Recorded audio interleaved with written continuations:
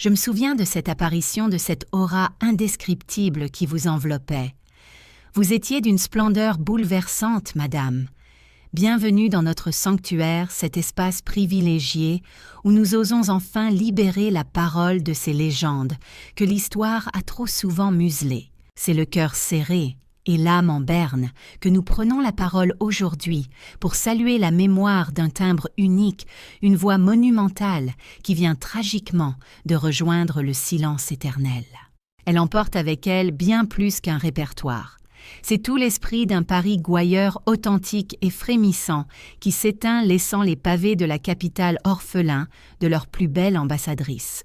En cette sombre journée du 21 décembre 2026, la France entière a dû faire ses adieux à l'immense Georgette Lemaire, une étoile qui a cessé de briller pour les yeux des mortels.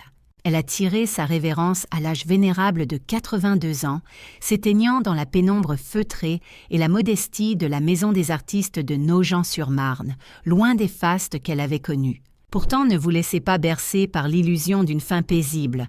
Ce départ marque l'acte final d'une véritable tragédie grecque, contemporaine, un drame dont nous avons le devoir moral de déchiffrer les codes cachés. Juste avant que le rideau ne s'abaisse à jamais sur son existence, Georgette a pris la décision courageuse de fracasser les murs du silence pour nous confier le secret le plus lourd et le plus douloureux de toute sa carrière. Rappelez-vous, sous les feux impitoyables des projecteurs des années 60, elle n'était pas n'importe qui. Elle incarnait l'élue, celle que le public espérait depuis si longtemps.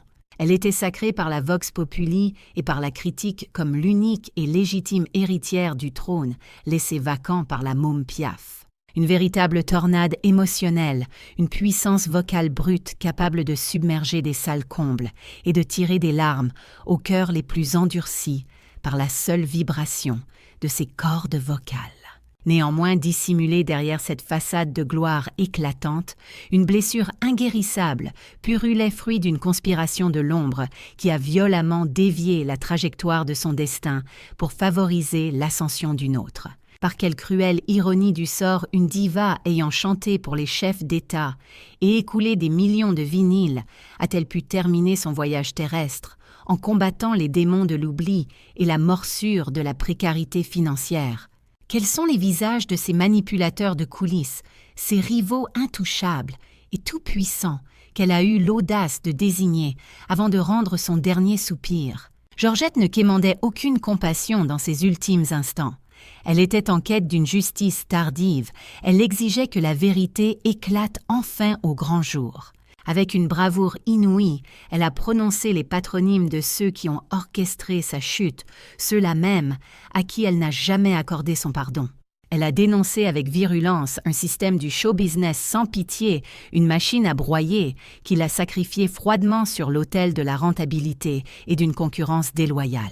Le récit de sa vie est celui d'une souveraine déchue, privée de sa couronne par la trahison abjecte de ceux qui avaient pourtant fait le serment solennel de veiller sur sa carrière. Ce que nous allons explorer ensemble n'est pas une banale rétrospective biographique, c'est le hurlement désespéré d'une femme qui a lutté jusqu'au bout pour ne pas être gommée des registres officiels de la chanson française. Alors que les éloges funèbres commencent à inonder les ondes, nous allons vous dévoiler les raisons pour lesquelles ces louanges sonnent faux et arrivent bien trop tardivement.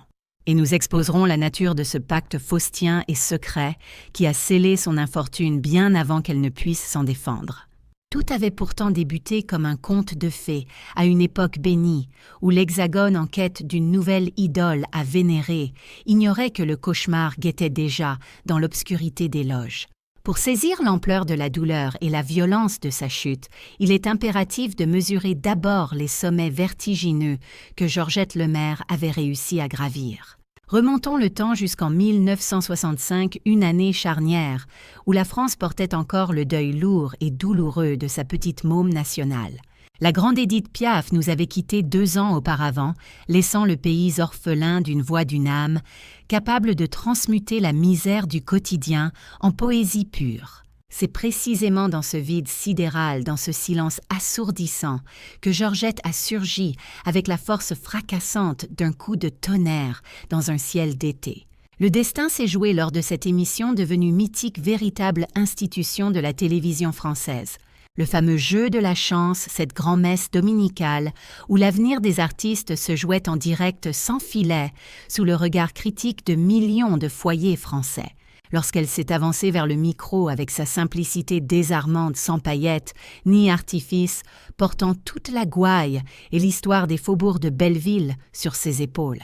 Une alchimie foudroyante, s'est opérée une connexion quasi mystique et viscérale avec le peuple français qui a cru assister à la résurrection de ses propres tourments et de ses joies. Semaine après semaine, dimanche après dimanche, Georgette Lemaire ne se contentait pas de gagner. Elle écrasait tout sur son passage, accumulant les triomphes. Elle pulvérisait la concurrence par la clarté cristalline de son timbre et cet accent parigot, inimitable ce phrasé, qui ne s'enseigne dans aucun conservatoire, mais qui s'apprend dans la rue. Elle s'est métamorphosée instantanément en coqueluche des médias et en chérie du grand public. Elle enchaînait les plébiscites livrant des interprétations qui vous prenaient aux tripes comme sa version magistrale de « À quoi ça sert l'amour ?» Il était clair pour tous qu'elle n'était pas une pâle copie ou une simple imitatrice. Elle était une interprète de race, une artiste au sang pur. Une femme qui chantait avec ses entrailles, injectant son vécu dans chaque note, incarnant à la perfection cette France populaire qui se levait à l'aube et aimait avec passion. Les monstres sacrés de l'époque du grand Charles Aznavour à l'immense Georges Brassens ont salué bien bas ce talent brut et indomptable.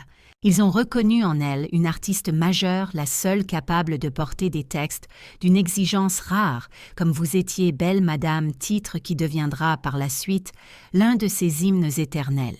À cet instant précis de notre histoire, Georgette Lemaire semble absolument intouchable, protégée par l'amour inconditionnel de son public. Elle règne en maîtresse incontestée sur le Music Hall, signant les contrats les plus prestigieux de la capitale. Et elle remplit les salles les plus mythiques, où chaque spectateur vient puiser un peu de réconfort et d'espoir dans la puissance de sa voix. Elle est le symbole vivant de la réussite, la preuve éclatante qu'une fille du peuple peut décrocher les étoiles par la seule force de son don exceptionnel. Cependant, c'est tragiquement, au moment où sa lumière brillait avec le plus d'intensité, que les premières fissures invisibles ont commencé à se dessiner sous ses pas.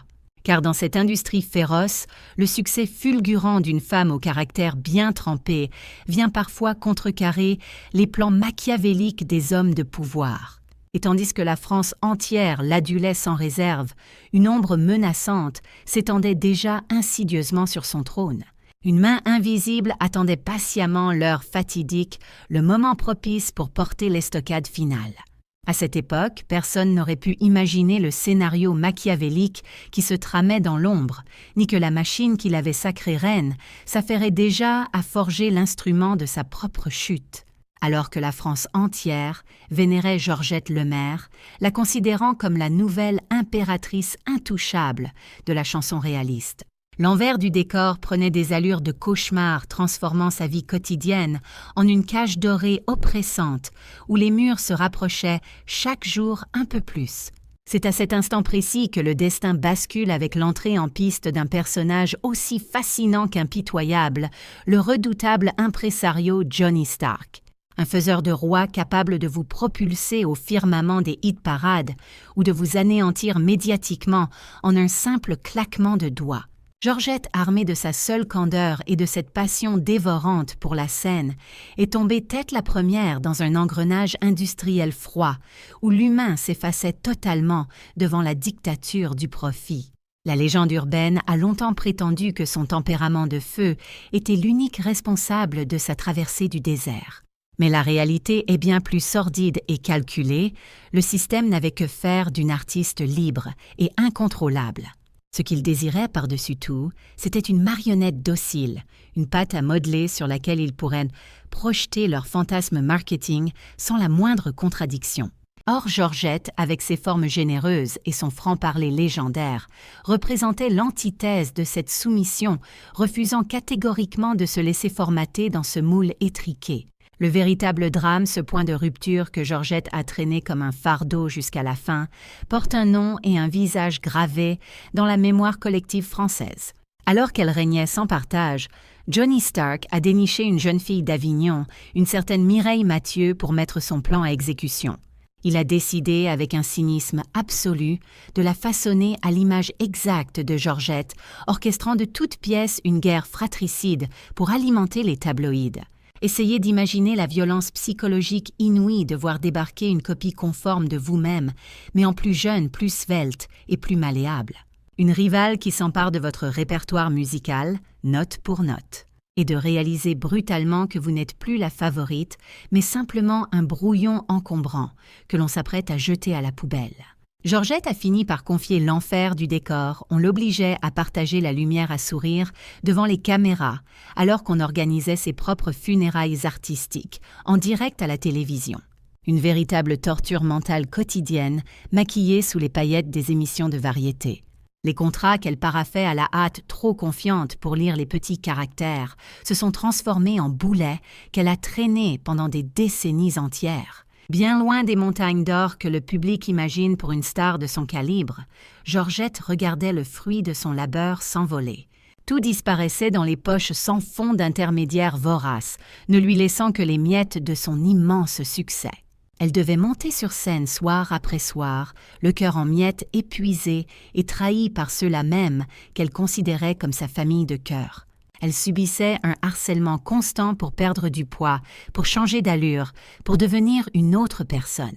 Ce n'était plus de l'art, c'était devenu un combat acharné pour sa survie mentale, face à une industrie qui avait décrété qu'il n'y avait pas assez de place pour deux mômes de la chanson. Georgette a assisté impuissante au verrouillage systématique de toutes les portes du métier. Non pas par désamour du public qui lui restait fidèle, mais parce que la machine médiatique avait décidé de couper le micro. Le plus effrayant dans cette lente agonie professionnelle, c'est qu'elle s'est déroulée au vu et au su de tout le monde.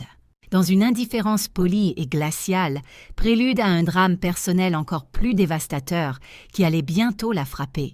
Quand les projecteurs du Music Hall s'éteignent, pour de bon, il ne reste que le silence angoissant des relances d'huissiers et la solitude d'un appartement devenu trop vaste pour une gloire fanée. Pour Georgette Lemaire, la chute ne s'est pas limitée à la scène. Ce fut une véritable descente aux enfers sociales et humaines qui a bouleversé la France entière lorsque le scandale a éclaté.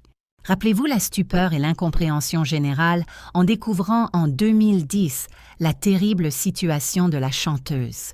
L'interprète de tant de chefs-d'œuvre romantiques était menacée d'expulsion traînée devant la justice pour des loyers impayés. C'était une image insoutenable, celle d'une icône du patrimoine national réduite à lancer un appel de détresse. Obligée de s'épancher dans la presse pour éviter de finir à la rue comme une sans-abri. Une humiliation publique qui a fini de briser ce qui lui restait de dignité d'artiste. Comment en est-on arrivé là? Comment une femme ayant généré des fortunes colossales a-t-elle pu se retrouver avec une retraite de misère à compter les centimes? C'est là que la tragédie révèle toute sa noirceur, une gestion catastrophique de ses biens. Où l'artiste n'était considéré que comme une vache à lait pour un entourage sans scrupules. Georgette s'est retrouvée piégée dans une spirale de précarité absolue, lâchée par ce milieu du show business qui l'avait pourtant portée au nu. Aucun grand producteur, aucun de ses amis célèbres ne s'est précipité pour signer le chèque qui l'aurait sauvée du déshonneur. Elle a dû mener seule un combat contre une administration aveugle ne devant son salut qu'à l'intervention in extremis de quelques politiques émus par sa situation. Une ironie mordante et cruelle pour celle qui avait chanté l'amour et la passion toute sa vie durant. Mais le coup de grâce, la blessure béante qui ne cicatrisera jamais, est venu frapper bien plus fort que la misère matérielle. Le destin, avec un acharnement d'une cruauté sans nom, a fini par lui arracher la prunelle de ses yeux. Le drame absolu frappe en 2022 avec la disparition brutale de son fils Yvan, un artiste lui aussi fauché en plein vol. Pour une mère, enterrer sa propre chair est une épreuve innommable, une déchirure de l'âme qu'aucun vocabulaire ne saurait traduire. Pour Georgette, ce deuil impossible a marqué le véritable coup d'envoi de sa descente aux enfers, le point de bascule vers l'abîme. Seule face à ses démons, observant la terre tourner indifféremment alors qu'elle sombrait, elle a réalisé avec effroi que le show business ne l'avait pas juste mise de côté, il l'avait purement et simplement rayée de la carte des vivants. C'est au cœur de cette misère financière et affective, dans ce décor de dénuement total, que la tristesse a fini par laisser place à une rage froide, une colère vengeresse. Arrivée au soir de son existence sans plus aucune réputation à préserver, ni fortune à dilapider, Georgette a puisé au fond d'elle-même une énergie insoupçonnée, une dernière flamme de révolte. Une volonté farouche de faire éclater la vérité, de solder les comptes avant le grand départ. Le temps du silence poli et des convenances était définitivement révolu. Elle a décidé de forger une arme redoutable avec ses propres souffrances pour pourfendre ceux qui avaient brisé son envol en pleine gloire et piétiné ses rêves. Si la vieillesse et la maladie commençaient à voûter sa silhouette, l'esprit de la chanteuse lui retrouvait la fougue de sa jeunesse plus combatif, acéré et indomptable que jamais durant ses ultimes années. Refusant de s'éteindre dans l'indifférence générale et l'anonymat d'une maison de retraite, elle a métamorphosé sa fin de vie en un tribunal médiatique impitoyable pour rétablir les faits. C'est dans un ultime sursaut d'orgueil et de dignité, alors qu'elle franchissait le cap symbolique des 80 ans, qu'elle a pris la décision irrévocable de léguer au public son véritable héritage, son testament moral et spirituel. Il ne s'agissait pas d'argent ou de biens immobiliers, car tout cela s'était envolé depuis longtemps, mais d'une vérité incandescente gravée dans ses mémoires et hurlée lors de ses dernières apparitions publiques. Sentant le sablier se vider inéluctablement, elle refusait catégoriquement d'emporter ses lourds secrets dans l'au-delà et de laisser le narratif officiel falsifier son histoire pour l'éternité. Avec une lucidité glaçante et un verbe haut qui a cloué le bec à ceux qui la pensaient sénile ou dépassée. Georgette a fracassé la loi du silence, cette fameuse omerta mafieuse qui protège les coulisses sombres de la chanson française depuis des décennies. Elle a pointé un doigt accusateur vers Johnny Stark, déboulonnant la statue du Pygmalion bienveillant pour révéler le visage de son bourreau et l'architecte de sa ruine programmée. Face aux objectifs et sur le papier glacé, elle a disséqué sans filtre la mécanique implacable mise en place pour orchestrer sa mort artistique et dérouler le tapis rouge à sa concurrente. Elle a enfin exhumé ce secret toxique, ce non-dit qui lui rongeait les entrailles et le cœur depuis plus d'un demi-siècle. Son échec n'était pas le fruit du hasard ou d'un manque de chance, elle avait été délibérément sacrifiée sur l'autel du profit et des stratégies marketing. Elle a raconté l'indicible comment on s'était servi d'elle comme d'un crash-test, un simple brouillon pour perfectionner le produit final qu'allait devenir Mireille Mathieu. On l'a bridée, forcée à freiner son ascension pour permettre à l'autre de décoller sans entrave. Une révélation sordide qui éclaire d'un jour nouveau la cruauté absolue du milieu. Loin des jérémiades d'une vieille dame aigrie par la vie, ces paroles portèrent le poids de la vérité brute. C'était le réquisitoire foudroyant d'une virtuose réclamant réparation pour son destin volé et son talent gâché par des mains manipulatrices. Elle a dénoncé les contrats abusifs, la mise au placard médiatique et l'humiliation d'être jetée comme un produit de consommation périmé, alors que sa voix, elle restait impériale et pleine de vie. En osant nommer ses bourreaux et ses injustices flagrantes, Georgette Lemaire a repris le contrôle de sa propre légende. Elle a obligé le public français à se regarder dans le miroir et à assumer sa part de responsabilité dans le gâchis de l'une des plus belles voix du XXe siècle. Si ce déballage médiatique tardif n'a pas renfloué ses comptes bancaires à sec, il a offert le plus précieux des trésors, l'apaisement de son âme torturée. Elle a quitté la scène la tête haute, fière d'avoir pu hurler à la face du monde entier une dernière fois « Je ne suis pas la responsable de ma chute, j'en ai été la proie désignée et la victime expiatoire ». C'est avec cette conscience apaisée, libérée du fardeau écrasant du silence, qu'elle a rendu son dernier soupir provoquant une onde de choc qui secoue encore le milieu en 2026. Mais la saga de Georgette Lemaire ne s'est pas terminée lorsque la terre de Nogent-sur-Marne a recouvert son cercueil. Son histoire résonne aujourd'hui comme un avertissement sinistre, un écho puissant qui nous oblige à voir la crasse derrière les paillettes et l'hypocrisie derrière les sourires de façade. Le destin tragique de cet immense interprète nous renvoie à une interrogation dérangeante sur la cruauté de notre adulation et de notre consommation culturelle. Sommes-nous les complices silencieux d'une machine à broyer qui consomme les talents comme du carburant jetable? Une industrie qui jette les êtres humains à la poubelle dès que le réservoir est vide. Georgette n'était pourtant pas une simple marchandise. C'était une âme vibrante née pour chanter que le système a préféré briser méthodiquement plutôt que de la laisser briller hors des cases préétablies. Sa trajectoire nous rappelle avec brutalité que la gloire est une maîtresse infidèle et que les ovations de la veille ne remplissent pas le frigo du lendemain.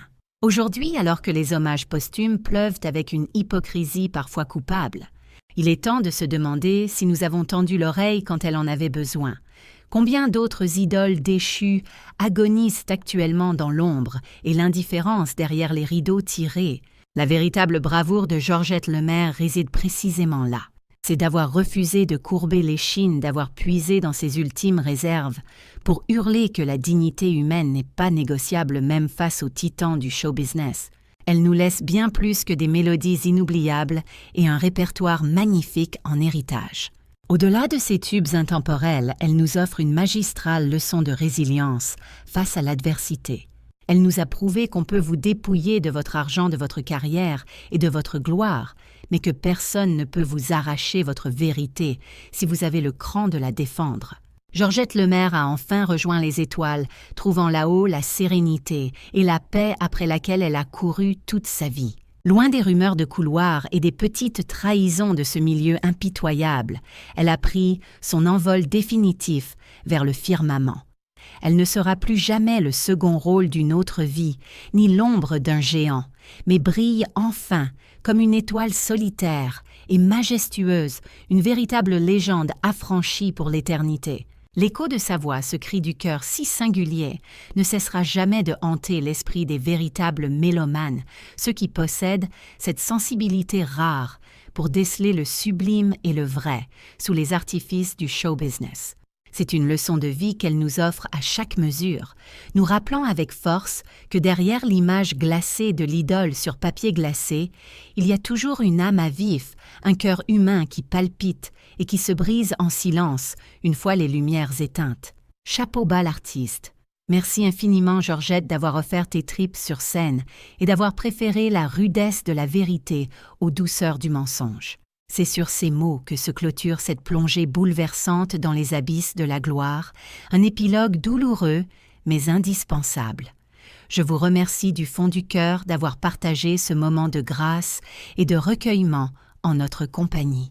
Si le parcours tragique de cette grande dame vous a ému aux larmes, si vous êtes convaincu, tout comme nous, qu'il est de notre devoir moral de redonner la parole à celle qu'on a voulu faire taire, alors devenez les porte-voix de cette histoire en diffusant ce récit autour de vous et restez fidèles au poste pour exhumer ensemble d'autres trésors enfouis que la mémoire collective a délaissés. Unissons nos forces pour entretenir la flamme du souvenir et refusons catégoriquement que le temps ou l'indifférence n'ensevelisse une seconde fois ces destins exceptionnels que l'histoire officielle a tenté d'effacer.